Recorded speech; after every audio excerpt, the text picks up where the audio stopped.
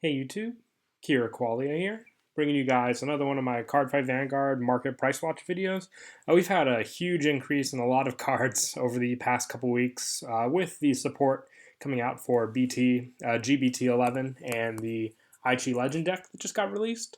So we're going to go ahead and go through a couple of these, just go over a little review of each one like we do with all the other ones. So to start off, we have the Rikudo Stealth Rogue Atagolord. Now, all the new Batama stuff has seen a drastic increase, but this guy's always stuck between the $20 range, but he's recently shot up to $44. The other one, Sumo Rakan, which was the Gen Rare, was originally was at once $100, but it's actually come down quite steadily now. And there's not too many of these for sale, but they're sticking to their prices of this range, which is just complete crazy, especially since I don't see this card getting reprinted since they've already released the Legend deck as well not Legend deck, the SP pack for that set. And he wasn't in it, so he'll probably be one of those cards that, needed for the deck, but just hard to come by. Seeing other triple rares, Morfessa, this card was always pretty expensive as well. Shot up to 40 either by means of a buyout or just over use or over purchased by a lot of people. Most likely say buyout since there's only one seller left and they probably adjusted the price range as to what they wanted for this card. But a $40 card, at a card you definitely need 4 of for the deck. Same with Atagolord. For definitely makes, for a very priceful part of a deck. Up next, we have Luminous Light, King of Knights, Alfred Oath. This card was $20, which stuck around the same price as Asha and Altmile from that set triple rare. I kind of expected this shoot up. It was around the $20 range when right before the Legend deck came out. Shot up to 30, I think just with more people, going into the deck, needing this as the backup grade 3 to Blaster Blade. Exceed is probably the most reasonable bull of the triple rares we've gone through so far, just for sole fact that a lot of people probably bought this card for that reason. Keeping along with it, Blaster Blade, the alternate art was the one card I saw that kept the most price hype increase, probably just for the fact that we had the original art reprinted in the Legend deck, so I guess people who wanted this art just went for this one more, which caused a increase in the price of this card. Not too many in the low range.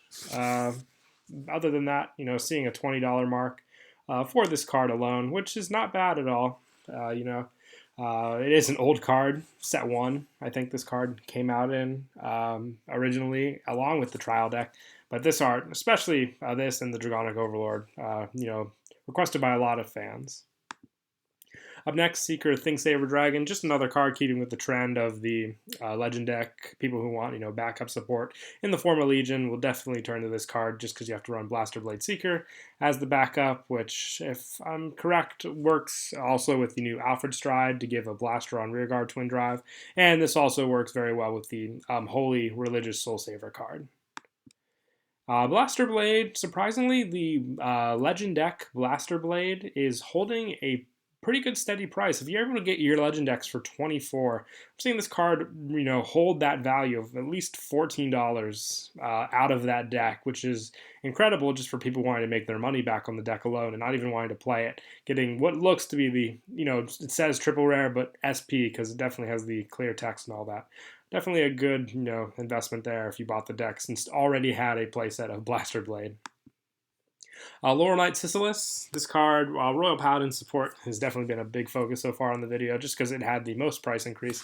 But Laurel Knight Sicilus reprint triple rare versions, $22 is the lowest I'm seeing, which is crazy. This card's basically more expensive than some of the triples that you would pull out of the Try 3 Next. So looking for a reprint as the most expensive card is quite shocking unless you were to pull, like a Gen Rare or an SP out of that pack. Quite crazy. Probably the craziest prices now will come from the double rares on this video. Wingal Brave, which was a starter from set 5, Awakening of Twin Blades, which at the time saw a minimum of $5, is now up to $45 for a starter. And it is the only one. Either, a buyout has occurred from all the sites, and this was the price made, or just so many people rushed to prefer this card as your starter in the deck, that they just completely bought them out and that there are no more. Let's not forget this is a very old set, set 5, and finding these Wingals is just incredibly difficult.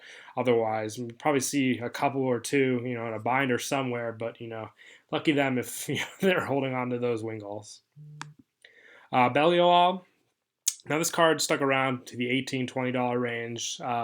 But I think Raging Clash is not completely sold out in some of the stores that I've seen so far. It's just that hard double rare to pull where if you're going to buy, the set just for this, you might as well just buy the Owl because the risk of not pulling this is pretty great with that set, which is the risk you want to take. And one of the reasons I saw it, because there's only 2 listings left for Belial left on the site. So definitely, a card that scooped up quickly along with the Wingal Brave. Scharhrot Vampir. I think this card is going to be in the SP pack for GBT11, but it's at $20 now. Just because I think this and Glance and Vampir are the 2 preferred cards to run with the new Scharhrot that's coming out. I think I still prefer this one just for the guaranteed kill and soul charge, regardless of the darkness effect. But people will still like the new one for the rearguard effect, just making it more consistent to run a pure Scharhrot with a little Glance and backup in the deck. Admired Sparkle Spica is around 16 now.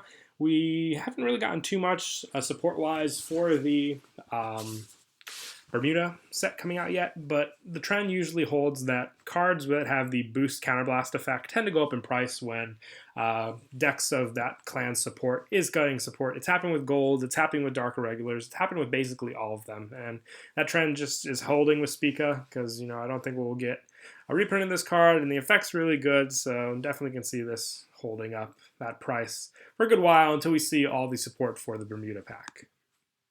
Stealth Rogue avails Kurenai for Nubatama. It's around the $11 range. I think we are getting another Perfect Guard in that set, guaranteed. So I think it just depends if you're going to run that one or if you would prefer the Counterblast on Flipper. Just for the fact that, Nubatama is a very Counterblast heavy deck. So definitely would recommend if you were looking to build this deck and you want to run Unflipped Perfect Guards, pick them up now because I only see them going up more, especially since Reckless Rampage isn't in print anymore either, so make it a difficult Perfect Guard to come across. Stealth Dragon Noroi. Now this card is getting a reprint in the upcoming GBT11, so I can see this price decreasing.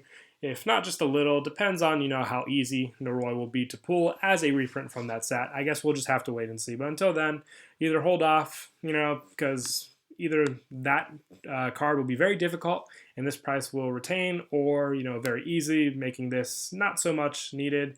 Also, art plays a key factor in which ones people like to run. And in my opinion, I do like the new Noroi art as well.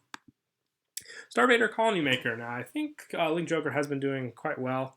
At some of the recent regionals, I may be wrong there, but this card is up to, I think, $15 minimum now. So just one of those shot ups. Chaos Breaker has been reprinted. I think Chaos Universe is just holding that steady price. But Colony Maker probably went up in price just because Catastrophic Outbreak is a more, older set compared to the ones in which you can get Chaos Breaker and Universe in, making it one of the harder staples to get for the deck. And Favored Pupil of Light and Dark Llew. We're seeing some rares now with price increases, and this is just one of them. $12 for a rare, just because people, really want that good grade 2 support for their new Royal Paladin decks. And Llew is probably the best grade 2 in the whole deck, just for consistency with the soul, calling out units, multiple attacks, all that. For a rare, if you find some set 6 packs, just in the fact that you might even not pull a triple rare, buy them just for the risk of, pulling Llew, a rare, which is a $12 rare in the end. Closing up the video, we have just 2 more rares. The Sharp Fang Fodla, which was a card from Infinite Rebirth, is seeing a $5 price for a rare. Just people are using it as the backup grade 3 in Luard for the easy, search call. With this card, they have the wrong effect here. It's a Sentinel effect, but the effect is when it's placed on Vanguard or Rearguard, if you have a Shadow Paladin Vanguard, you may pay the cost. If you search your deck for up to 2 grade 0 Shadow Paladins, call them to separate rear, shuffle your deck. It's an instant Belial call, or starter, depending on what you run. Being able to get Belial on your Rearguard is just too broke, and using this as a Rearguard effect just makes it even more, because you want Luard as your Vanguard. This is just a good effect backup grade 3 that you can run. And lastly, Chappie the Ghostie. When this unit's placed on guard circle, search your deck for up to one card, put it in your drop zone, shuffle your deck. Either it's, Ghostie support, but this card's $4 now, which is crazy. Ghostie support. I don't know if Night Rose is running this card. I am not too knowledgeable on Grand Blue, but it's in that price range. So go pick up your, Chappie the Ghosties, because you'll definitely want, to get rid of them if you're not using them before they drop again, for sure. But other than that, that is it for this video. I hope you all enjoyed the video. Once again, please don't forget to leave a like and subscribe. And until next time, Kiraqualia out.